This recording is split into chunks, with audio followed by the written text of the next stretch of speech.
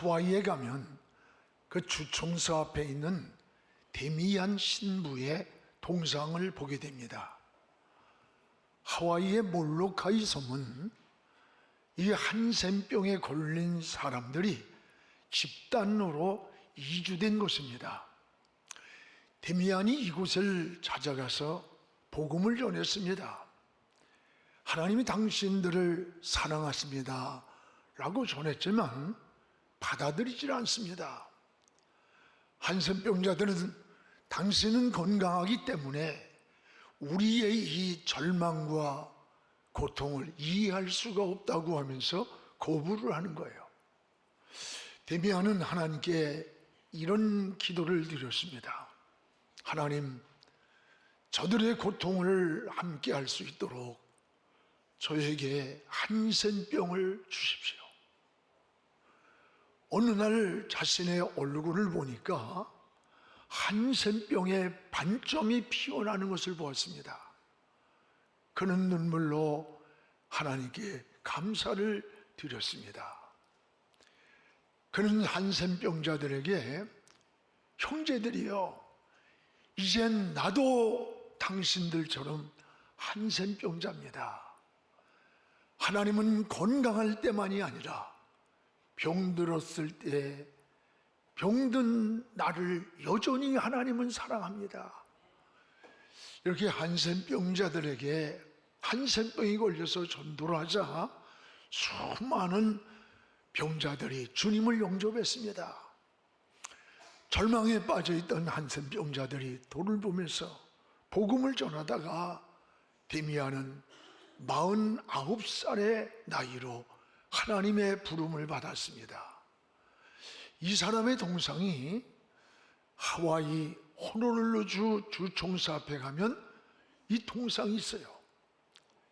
생명의 복음을 전하기 위해 자신도 한센병자가 되기를 기도했던 데미안입니다.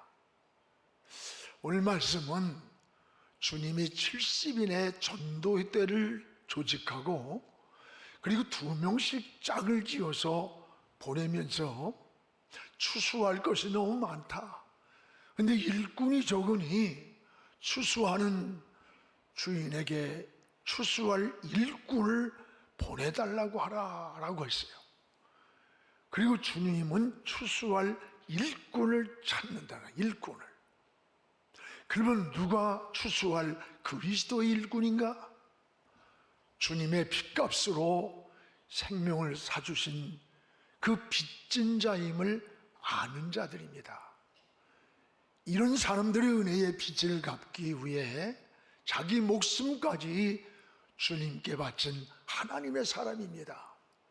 이런 사람들이 바로 예수님의 참된 제자입니다. 이런 사람들이 예수의 심장을 가진 자를 심장. 그래서 바울은 빌립보 1장 8절에 나는 예수의 심장을 가지고 있다. 예수의 심장을 가졌다. 왜 사도 바울은 예수의 심장을 가진 자라고 했을까? 여러분, 사람의 신체 중에 중요하지 않은 것이 없습니다. 눈이 없다고 생각해 보십시오. 얼마나 불편하겠습니까? 팔이 없어 보십시오. 정말 불편할 겁니다. 그러나 심장이 없어 보십시오. 불편의 문제가 아니라 삶과 죽음의 문제입니다. 바울이 고백한 예수의 심장을 가졌다는 이 말씀은 예수님의 생명을 가진 자라는 고백인 거예요. 예수님의 생명이신 심장을 가진 자가 이 복음을 전하지 않겠느냐라는 말씀의 고백입니다. 여러분, 초대교회 성도들이 그랬습니다. 그들은 복음을 전하다가 매를 맞았고 감옥을 가두면서 다시는 예수라는 말을 하지 말라고 위협과 협박을 할 때에 사도행전 4장 19절 20절에 보면 야, 우리가 너희 말 듣는 게 옳으냐? 하나님 말씀을 듣는 게 옳으냐? 우리는 보고 들은 십자가에서 주님이 달리셨고 그가 다시 살아나는 부활을 목격한 증인이라고 하면서 복음을 위해서 죽음을 두려워하지 않고 전하는 그들의 모습을 우리가 보게 돼요. 바울은 사도행전 20장 24절에 이렇게 일사각오를 고개합니다. 내가 달려갈 길과 주 예수께 받은 사명 곧 하나님의 은혜의 복음을 증언하는 일을 마치려 하면은 나의 생명조차 조금도 귀한 것으로 여기지 않는다. 생명을 조금도 귀한 것으로. 무엇을 위해? 나의 달려갈 길, 주님께 받은 사명, 그게 뭐냐? 복음을, 은혜의 복음, 이 피 묻은 복음을 전하기 위해 생명까지 귀하게 여기지 않는다. 이게 바울의 고백이에요. 복음이 뭐길래, 복음이 뭐길래 자신의 목숨까지도 귀한 것으로 여기지 않는다고 했을까? 복음은 예수님의 생명입니다. 복음을 들어야 생명이 사는 거예요. 그런데 누군가 들려주는 자가 있어야 돼요. 그래서 사도 바울은 복음을 전하지 않으면 내가 화를 받을 것만 같다. 예수님도 이 복음의 불이, 이 불이 붙으면 내가 뭘 더 원하겠느냐? 여러분, 로마서 10장 13절에 누구든지 주의 이름을 부르는 자는 구원을 얻으리라. 여러분, 로마서 10장 17절에 뭐예요? 믿음이 어디서 나느냐? 들으면서라고. 들음은 그리스도의 말씀으로 말미암아. 누군지가 말씀을 전해주고 복음을 전해줘야 구원을 받는다는 거예요. 누군가 복음을 전해주는 이가 있어야 예수 믿고 구원받는 거예요. 그래서 주님은 추수할 것은 많다. 그런데 일꾼이 적다고 하셨어요. 여러분, 주님은 추수할 일꾼을 찾았습니다. 주님이 찾는 이 일꾼이 누구냐? 바로 저와 여러분들입니다. 여러분은 그러므로 우리는 하나님은 어떻게 하나님의 일을 하시느냐? 하나님은 따라합시다. 사람을 통해 일하신다. 하나님은 사람을 통해서 일하시는 거예요. 직접 하는 게 아니에요. 오늘 2절을 우리 같이 한번 읽겠습니다. 이르시되 추수할 것은 많되 일꾼이 적으니 그러므로 추수하는 주인에게 청하여 일꾼을 보내소서. 추수할 것이 많다. 추수할 주인에게 추수할 일꾼을 보내주소서. 일꾼을 여러분 찾으시는 주님의 음성이에요. 주님이 직접 일하는 것 아닙니다. 사람을 통해서 일하시는 거예요. 그래서 아브라함을 부르셨어요. 모세를 부르셨습니다. 주님도 12제자를 부르셔서 그들을 훈련해서 세상으로 보내셨고 이들을 통해서 세상을 구원하셨습니다. 오늘도 영혼을 추수할 일꾼을 찾는 거예요. 그 일꾼이 누구냐? 바로 저와 여러분이 그 일꾼입니다. 주님이 가장 기뻐하는 일이 뭘까? 주님은 영혼 구원입니다. 여러분, 집을 떠난 당자를 그 기다리는 아버지의 심정, 언제 어느 때 돌아올지도 모르는데 밖에 나가서 그 아버지는 눈이 오나 비가 오나 자식을 기다리고 있는 아버지의 마음, 잃은 양 한 마리를 찾도록 찾아 헤매는 이 목자의 심정이 뭐냐? 바로 영혼을 기다리시는 주님의 심정, 주님의 마음을 우리에게 말씀하고 있는 거 아닙니까? 예수님이 이 땅에 왜 오셨어요? 영혼 구원하기 오신 거예요. 여러분, 십자가에 지신 게 왜? 영혼을 구원하기 위해 십자가를 지셨고 많은 문제를 해결해 주신 것도 영혼 구원입니다. 추수할 영혼은 많다. 그런데 일꾼이 적다. 그 일꾼이 누구냐? 바로 저와 여러분들입니다. 오늘 사랑하는 여러분, 주님은 바로 여러분들을 통해서 하나님의 나라가 이루어지기를 원하고 계시는 거예요. 여러분 평생 예수 믿으면서 여러분 까닭에 예수 믿은 사람이 몇 명이나 생각납니까? 열심히 주의 일한다고 뛰어다니면서 살아왔는데 내가 살아오면서 예수 믿으면서 나로 인해서 예수 믿은 사람이 얼마나 생각나요? 10년을 신앙생활 했다면 나로 인해 예수 믿은 구원받은 사람이 10사람은 생각나야 되지 않습니까? 몇 명쯤 생각납니까? 몇 명입니까? 아니 생각이 안 날 수도 있어요. 오늘 우리가 주의 일을 한다는데 주의 일이 뭐냐? 나를 보내신 하나님을 믿는 것, 그게 주의 일이라는 거예요. 그렇습니다. 오늘 주님이 찾는 일꾼이 바로 저와 여러분이라는 사실을 기억하시기 바랍니다. 저 양화진 외국인 묘수에 가면 루비 캔드릭이라고 하는 묘비가 있습니다. 25살에 생을 마감한 여자 선교사예요. 루비 캔드릭의 묘비에 이런 글이 가슴 저리게 만듭니다. 내게 1000개의 생명이 있다면 모두 조선을 위해서 바치겠습니다. 이 캔드릭은 1907년 조선 땅에 왔습니다. 그러나 급성 맹장염으로 쓰러졌어요. 젊은 25살 나이에 하나님의 부르심을 받았습니다. 그녀는 죽어가는 순간에도 하나님 앞으로 10명, 20명, 50명의 조선 땅에 선교를 필요합니다. 선교사를 보내달라고 기도를 하며 유언을 남겼어요. 그녀의 유언은 20명의 젊은 청년들이 선교사로 헌신하게 되었고 그들이 헌신하게 되는 동기를 줬어요. 그녀는 부부에게 마지막 보낸 편지 내용 가운데 일부가 기록되어 있습니다. 아버지, 어머니 보고 싶고 사랑합니다. 이곳 조선 땅은 참 아름다운 곳입니다.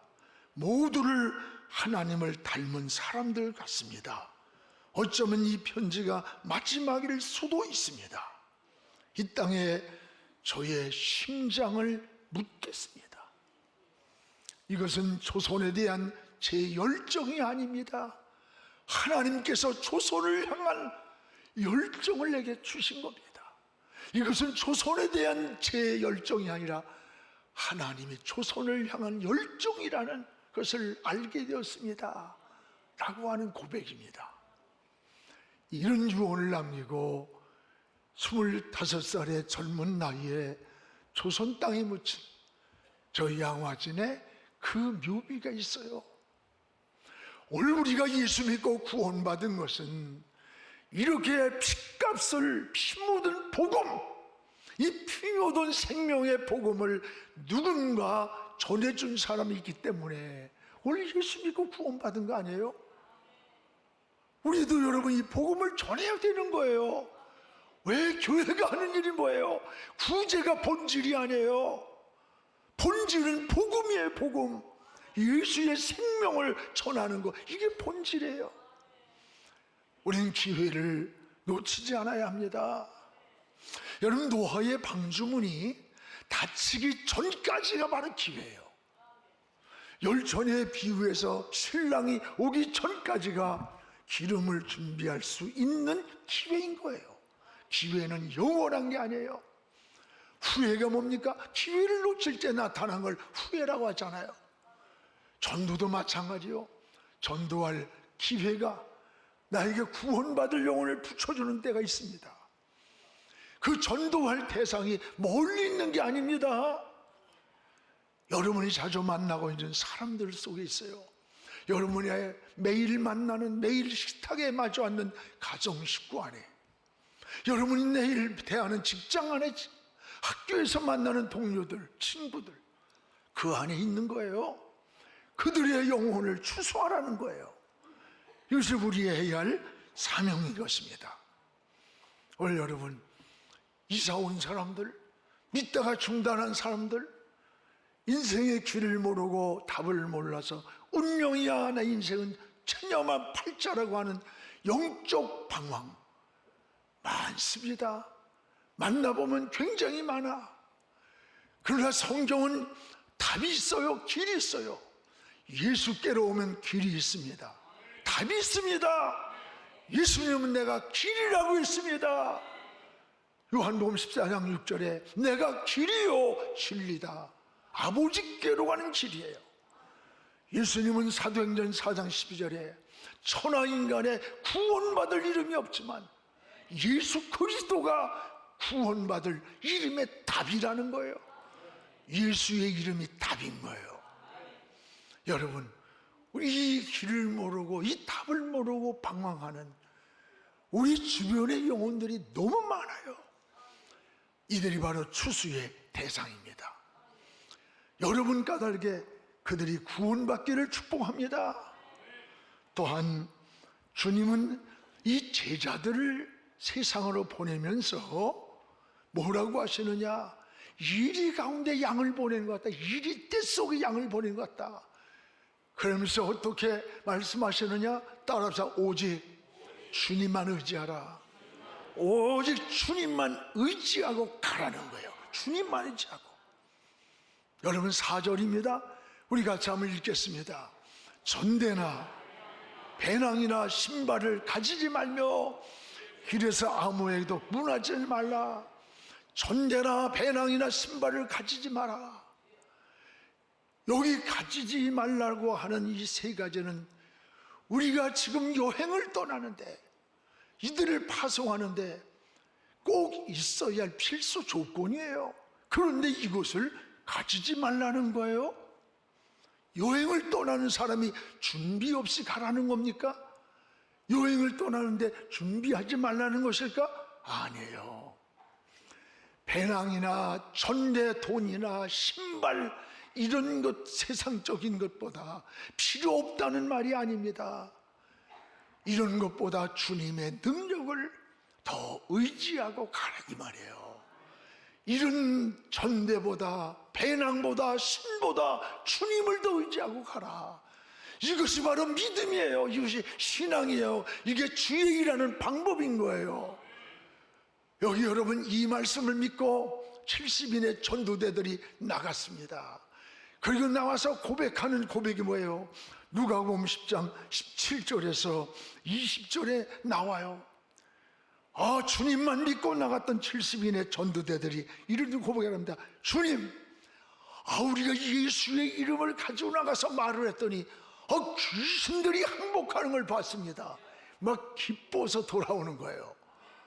오늘 여기 누가복음 10장 17절을 우리 같이 한번 읽어보겠습니다. 70인이 기뻐하며 돌아와 이르되 주여 주의 이름이면 귀신도 항복하나이다. 주의 이름이면 우리의 무게인 뭡니까? 주의 이름. 주의 이름을 체험했습니다. 능력을 보았습니다. 귀신도 예수 이름 앞에 항복하는 걸 보고 막 기뻐하는 거예요. 이게 하나님의 나라를 이루는 능력의 역사예요. 18절에 가서 또 뭐라 그러냐? 같이 읽읍시다.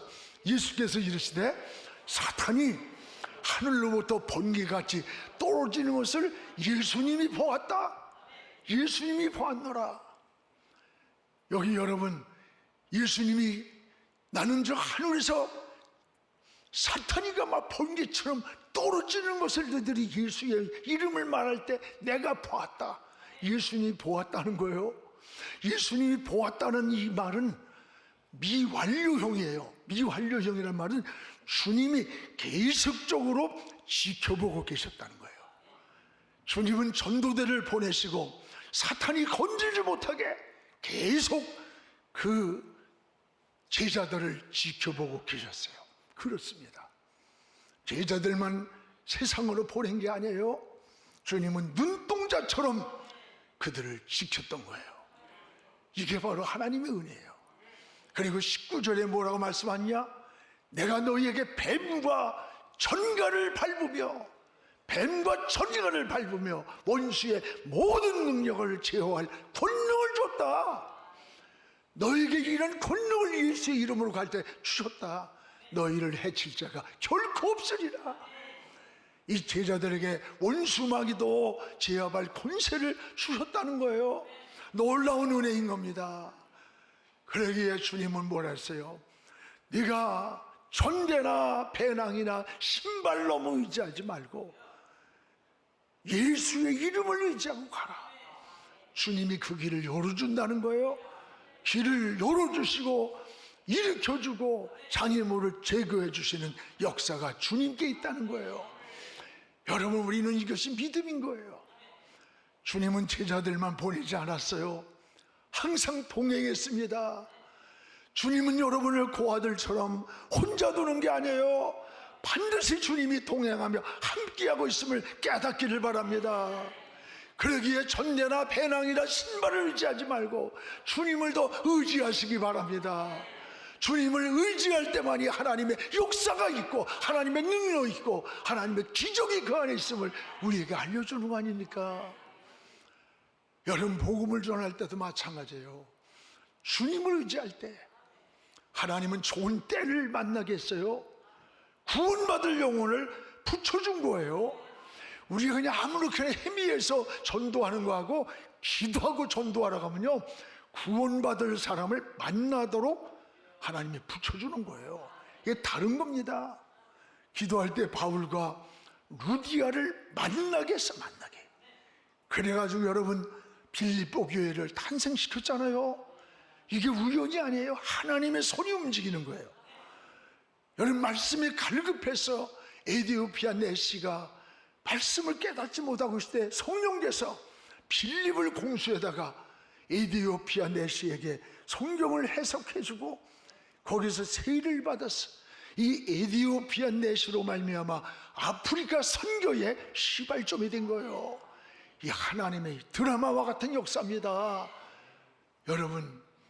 여러분의 인생의 진로를 결정할 때, 사업을 하든 인생의 어떤 문제를 해결하든 너무 세상적인 전대나 배낭이나 신발이 필요가 없는 게 아니야. 그러나 이런 것보다 우리에게는 신앙을 더, 주님을 더 의지하는 거, 이게 믿음이에요. 내게서 어떤 선택을 하든 결정을 하든 내 인생의 우선순위가 하나님이 돼야 돼. 머릿돌이 주님이 돼야 돼요. 기준이 돼야 되는 거예요. 방향이 잡히고 길이 잡히고 여러분 가는 길을 하나님의 인도를 받게 되는 겁니다. 우리의 삶의 우선순위가 전대나 배낭이나 신발이 아니라 주님을 더 의지하며 인생의 길을 걸어가고 믿음의 길을 걷고 하나님 나라를 향해 달려가는 하나님의 사람들이 되기를 주의 이름으로 축복을 합니다. 무엇보다 또 하나는 복음은 무엇을 전하는 것이냐? 따라합시다. 평안을 전하는 것이다. 우리가 복음은 평안을 전하는 거예요. 오늘 5절을 우리 같이 한번 읽겠습니다. 어느 집에 들어가든지 먼저 말하되 이 집이 평안할지어다. 이 집이 평안할지어다. 여러분, 주님은 평안의 본체입니다. 그래서 요한복음 14장 27절에 내가 너희에게 평안을 주러 왔느니 나의 평안을 너희에게 준다. 주님의 평안을 우리에게 준다. 부활하신 주님이 제일 제자들에게 너희에게 평안이 있을지어다 그랬어요. 성도는 평안을 소유하고 사는 거예요. 왜? 주님을 모시고 살기 때문에. 그래서 여러분은 누구를 만나든지 평안을 전해주세요. 예수님의 참 평안을 전해주세요. 사람들 만났을 때 평안을 축복해 주시기 바랍니다. 오늘 6절에 성도가 평안을 축복할 때에 주님이 평안을 보장해 주신다는 거예요. 그런데 그 사람들이 받아들이질 않아. 빈중거리고. 그러면 빈 평안이 비로 준 사람에게로 돌아간다는 사실이에요. 여호는 평안을 축복했는데 거부하면 그 평안이 다시 여러분들에게로 돌아가는 거예요. 우리가 잠은 옆 사람들에게 이렇게 축복을 한번 하겠습니다. 옆 사람을 쳐다보고 하나님은 당신을 사랑하십니다. 하나님은 당신을 축복하십니다. 하나님이 평안 주시기를 축복합니다. 여러분 직장에서도, 여러분 만나는 사람들에게도 하나님은 당신을 사랑하십니다. 하나님은 당신을 축복하십니다. 하나님이 평안 주시기를 축복합니다. 사랑하는 성도 여러분, 우리 주님은 영혼을 추수할 곡식으로 표현했어요. 영혼을 추수할 곡식. 또한 우리를 그 곡식을 추수할 일꾼이라고 했어요. 일꾼. 그 일꾼이 우리라는 거예요.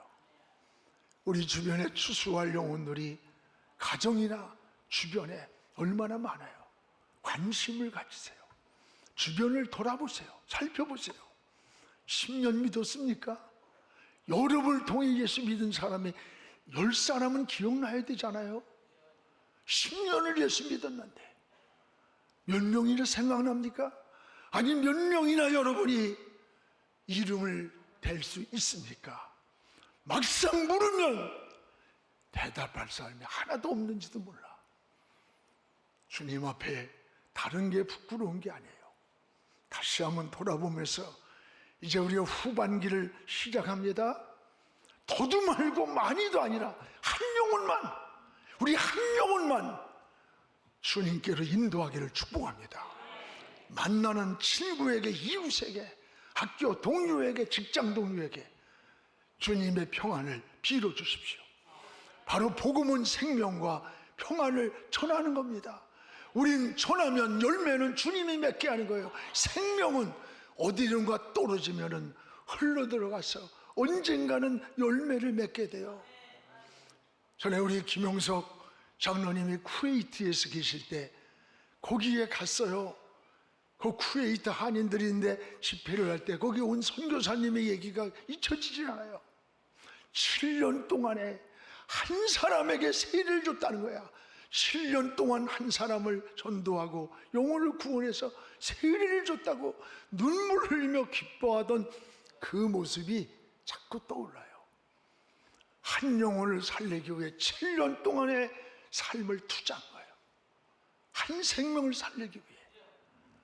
오늘 사랑하는 여러분, 영혼을 향해서 주변을 살피며 우리 후반에 하나님 한 생명을 내 손에 붙여주세요. 만나게 하세요. 그를 위해 희생하면서 우리 구원하는 내 입을, 내 손을, 내 지체를, 내 삶을 사용해 주십시오. 이런 기도를 우리가 함께 드릴 수 있기를 주의 이름으로 축복합니다. 기도하겠습니다. 거룩하신 아버지 하나님 고맙습니다. 오늘 하나님 후반기를 향해 달려갑니다.